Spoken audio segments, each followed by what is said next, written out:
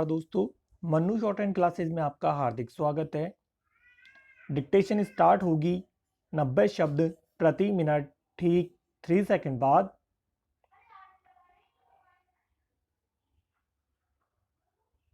Start.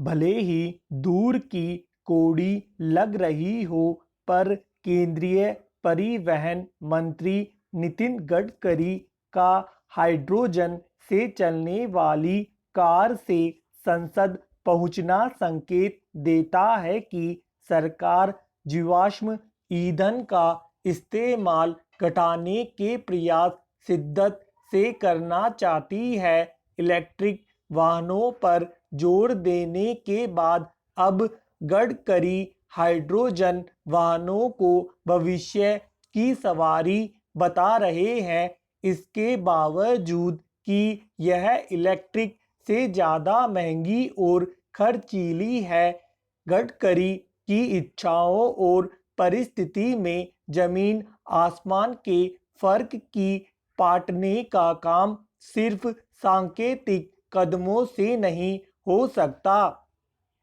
सरकार के कदमों को देखें तो पेट्रोल डीजल के स्थान पर इलेक्ट्रिक वाहनों को प्रोत्साहन की योजना खूब प्रचार प्रसार के बावजूद उम्मीद के मुताबिक आगे नहीं बढ़ी। मुख्य समस्या आधारभूत संरचनाओं के विकास की है। सड़कों के विस्तार के साथ साथ जगह जगह इलेक्ट्रिक चार्जिंग पॉइंट की स्थापना के बगैर इलेक्ट्रिक वाहनों को प्रचलन में लाना मुश्किल है। इन वाहनों की ज़्यादा कीमत रही सही कसर पूरी कर देती है। बिजली की उपलब्धता तो एक स्थायी समस्या है ही। सबसे बड़ी बात यह है कि इस पूरी कवायद का लक्ष्य पर्यावरण को शुद्ध रखना है। यह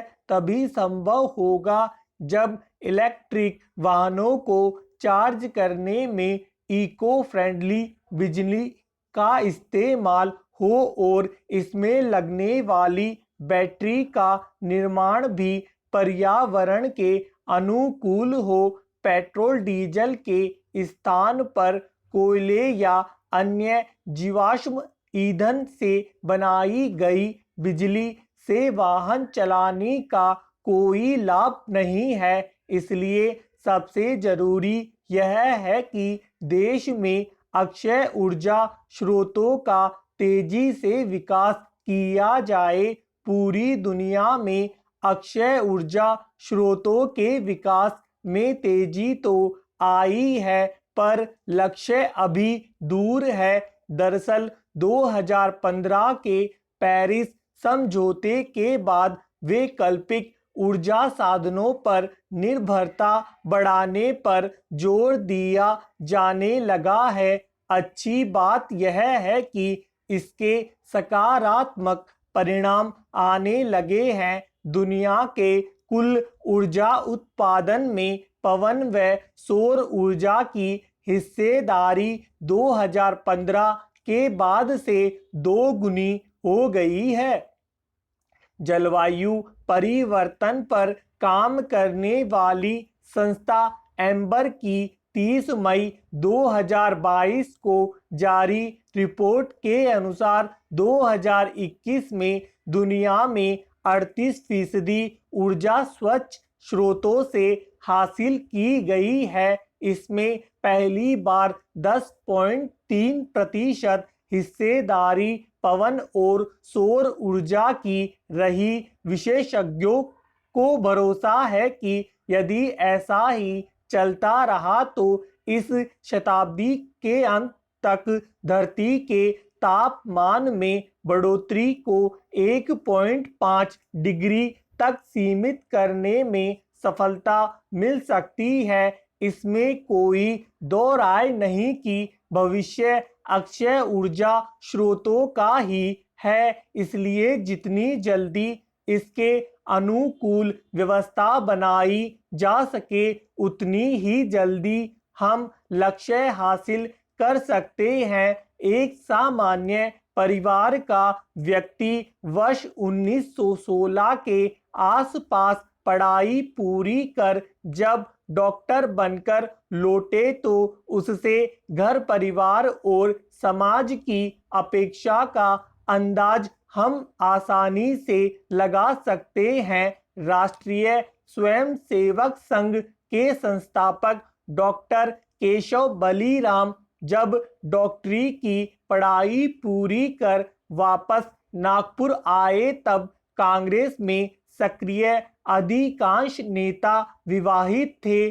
घर परिवार चलाने के लिए कोई अध्यापक था, कोई डॉक्टर तो कोई व्यापारी था। डॉक्टर केशव भी ऐसा करते तो कुछ अलग नहीं होता, पर उनके मन में स्वतंत्रता प्राप्ति की इतनी तीव्र ललक थी कि वे अक्सर कहते थे, जब तक देश गुलाम है तब तक अपने बारे में विचार करने के लिए मेरे पास समय नहीं है।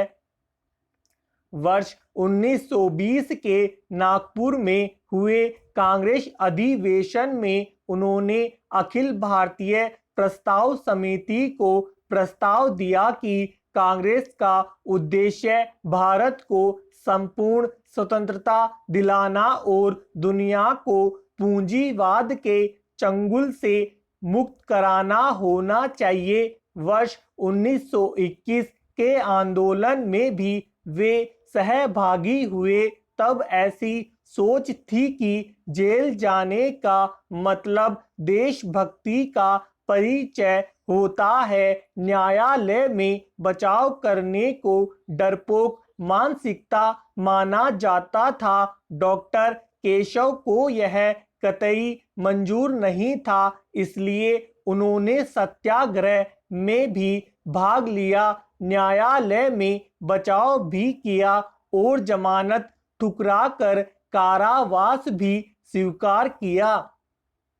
महात्मा गांधी द्वारा खिलाफत आंदोलन का समर्थन करने के निर्णय से असहमत होने पर भी उन्हें गांधी जी के साथ कार्य करने में हिचक नहीं थी। वे मानते थे कि असहमति के कारण ब्रिटिश साम्राज्यवाद के विरुद्ध आंदोलन कमजोर नहीं होने देना चाहिए। वे 1 साल जेल में रहे।